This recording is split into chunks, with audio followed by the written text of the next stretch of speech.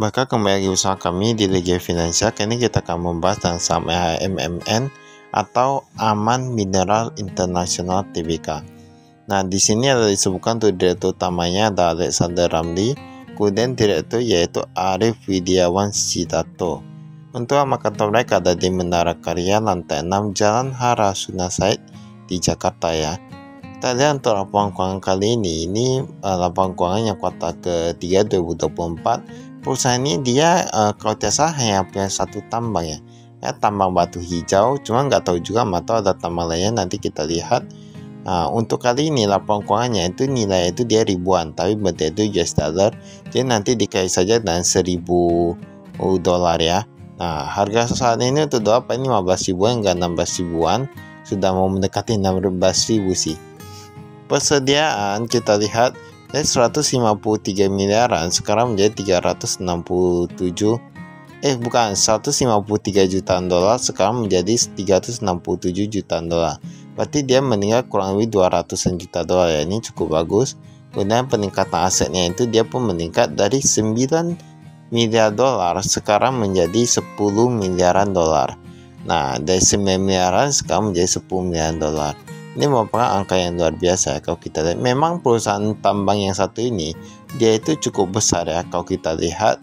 Namun kami selalu berpikir bahwa kalau untuk tambang itu bagusannya itu jangan satu aja, diperluas lagi, tambah lagi ya kan. Nah, jadi bisa jaga-jaga. Untuk total hutangnya dari 4,4 miliar dolar sekarang menjadi 5,5 miliar dolar. Ini peningkatan ini cukup hutangnya pun meningkat ya. Tapi kalau kita lihat di sini ini peningkatannya paling 100-an gitu lah ya. Masih agak sampai 100-an sih, pun bahkan lebih kecil, gak gitu banyak. Ini peningkatan ekuitasnya kalau kita hitung-hitung ini sebenarnya ternyata hutangnya itu dia masih lebih kecil daripada peningkatan ekuitasnya. Jadi intinya itu dia masih mending ya, karena peningkatan ekuitas masih banyak daripada peningkatan hutangnya.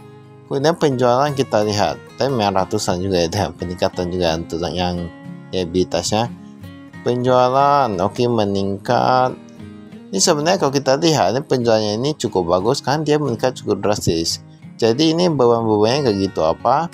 Total labanya dari 68 jutaan dolar sekarang menjadi 719 jutaan dolar.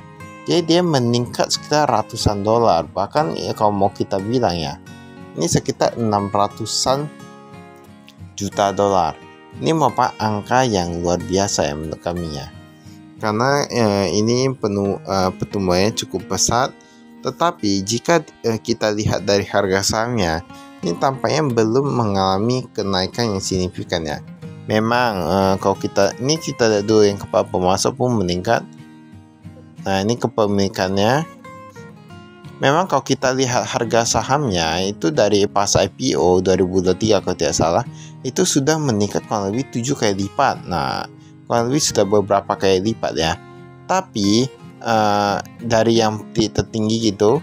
Tapi ibaratnya sekarang kalau kita lihat seharusnya dari kinerjanya kalau semakin bagus seharusnya bisa lebih tinggi lagi. Karena menurut kami ini kayak merupakan perusahaan yang bagus ya. Cuman salah satu parit keamanan yang perlu ditambahkan perusahaannya itu kayaknya dia perlu perlu perluas lagi ya. Jangan hanya bergantung sama satu tambang ya. Nah, kayak gitu lah ibaratnya. Ini kita lihat bahkan mereka karyawan tetapnya meningkat dari 1349 menjadi 1489. Untuk karyawan kontraknya pun meningkat dari 3.700 sekarang menjadi 3.900-an. Dan ini merupakan salah satu hal yang perlu kita banggakan dari saham ini. Mengapa? Ibaratnya gini, dari beberapa laporan yang sudah kami lihat, kami sudah sering membahas laporan keuangan. Nah, sangat jarang sekali ada perusahaan yang membahas tentang karyawan kontrak. Mereka cuma bilang karyawan tetapnya ada 6, ada 10. Nah, kadang ada 100 gitu aja. Tapi untuk yang karyawan kontrak sangat jarang sekali dibahas. Nah, tapi untuk yang perusahaan ini mereka ada bahas karyawan kontraknya berapa. Jadi lebih terbuka menurut kami ya.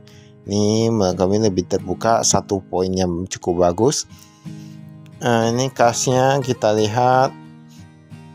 Nah, ini dikatakan termasuk penempatan wajib 30% devisa hasil ekspor pada rekening khusus DHE AMNT.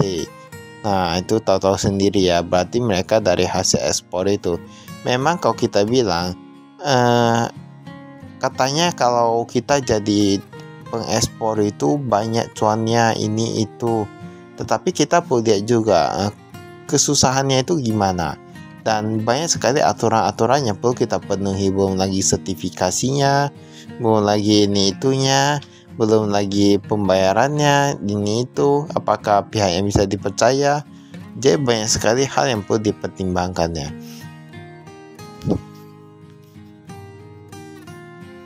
Nih kita lihat gas yang dibatasi penggunaannya, ada retensi pembangunan smelter. Wow, ini ada nih data. Ini ada jaminan penutupan tambang sekitar 68 jutaan dolar. Bahkan untuk jaminan penutupan tambang sekitar 68 jutaan dolar. Nah, ini kalau kita lihat nilainya ini gede ya ini. Ini petang usahanya kita lihat. Oh, ini ada yang minus nih. Ada Anglo American Marketing Limited Singapore Branch, Anglo. Lalu mereka paling banyak itu dari Glencore International AG ya.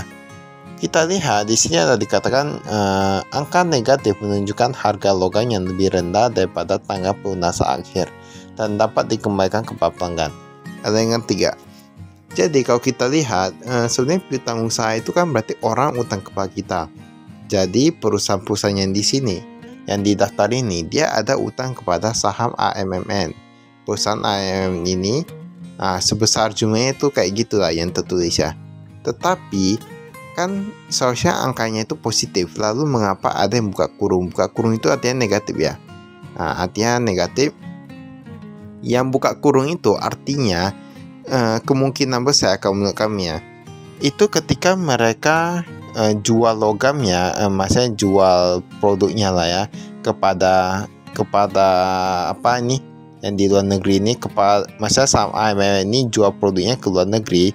Orangnya itu, dia pembelinya itu, dia ternyata dia membeli lebih rendah, harganya itu lebih rendah daripada yang sebelumnya sudah dijanjikan ataupun sudah dibayarkan. Kemungkinan kayak gitu ya. Ibaratnya saya katakan harga emas sekarang 1 juta. Nah, tetapi ketika saya kirim ke dia, ternyata harga emasnya itu cuma 900.000. Nanti sudah berkurang. Jadi otomatis dia jadi minus, berarti bisa dikembalikan kepada yang sudah dibayarkan tadi, bisa dikembalikan kepada yang si pembeli tadi. Kemungkinan besar kayak gitu. Tapi itu semua tergantung juga dengan kontraknya. Ada juga kontrak yang dia gimana ya, maksudnya tergantung perjanjian, harganya itu sesuai harga saat ini atau harga pas kontrak atau gimana. Nah, itu semua tergantung kesepakatan. Jadi mereka tahu-tahu sendiri ya. Ini aset tetap bisa di sini.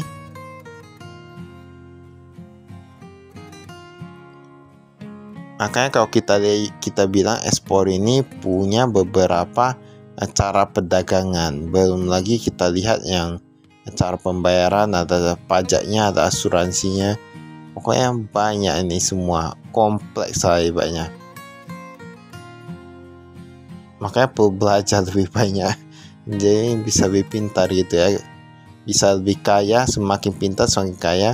Investasi jangka panjang, investasi pada entitas asosiasi, pada ventura bersama. Nah, ini kita lihat di sini ada sedikit berkurang ya yang asosiasi kayaknya.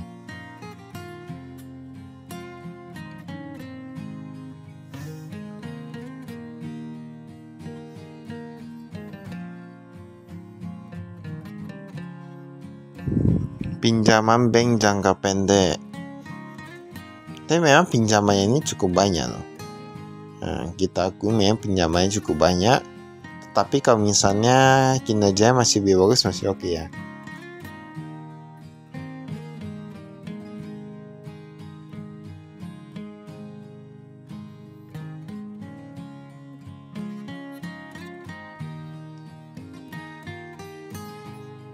Tapi mungkin mungkin ada yang bertanya, kalau kinerja memang cukup bagus, maka mengapa harga sahamnya itu gak naik-naik? Karena dari awal-awal udah naik loh. Awal-awal udah naik cukup tinggi dan kita perlu lihat lagi valuasinya. Misalnya kita lihat valuasi dari PER, dari PBV gitu-gitu ya. Ini kita lihat kepemilikannya. Oh, ini banyak ini ya. Ini banyak yang di bawah 5% juga. Ini dan entah siapa-siapa juga ya. Ini ada bintang 1, bintang 2. Nah, sumber gemilang persada 32, 20, 15. Ini kayak SGP kayaknya berkurang ya. Ada beberapa yang berkurang sih. Kita lihat David Alexander Gibbs ya. Ini kayaknya tadi ada apa sih? Termasuk manajemen juga sih. Arif Widiawan, kita lihat. Direktur perusahaan yang bintang 1. Oh, ternyata memang David Alexander Gibbs ini bintang 1 ya. Berarti direkturnya ini. 0,14 2023. Kita lihat 2024. Oh, dia berkurang. Nah, dia berkurang ya. Nah,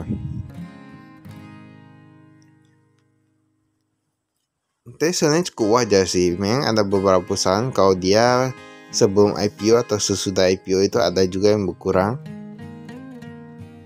Penjualan, kita lihat penjualan tembaga ekspor, penjualan emas ekspor, ini semua rata-rata meningkat. Cuman yang kami pikirkan kayak gini ya, kita gak tahu sebenarnya penjualnya itu dia meningkat karena volume ataukah karena harga. Tapi seharusnya dilihat dari perbandingan nilai penjualnya cukup besar. Seharusnya bukan dari harga saja. Karena harganya itu kayak nggak gitu banyak ya. Seharusnya volume pun meningkat drastis itu kalau kami lihat dari nilainya itu. Ini ada bebannya. Terkadang kami lihat kalau labanya sudah tinggi, kadang agak malas ya lihat beban-bebannya itu di mana aja. Tapi kalau di saya dia agak perusahaannya agak kesusahan, agak gimana gitu. Nah, itu mungkin perlu dia lagi. Dia kesusahannya itu gimana? Beban apa yang paling menyulitkan mereka? Tapi intinya satu aja ya, perusahaan kalau dia penjualnya bagus, labanya bagus, pasti gak gitu apa. Tapi terkadang ada penjualannya yang bagus, tapi labanya kurang bagus karena bebannya itu begitu banyak. Beban pemasaran umum dan administrasi kita lihat. Nah, ini semua wajar-wajar sih. Kan gak gitu banyak ada kenaikan signifikan ya. Wajar-wajar saja kalau menurut kami.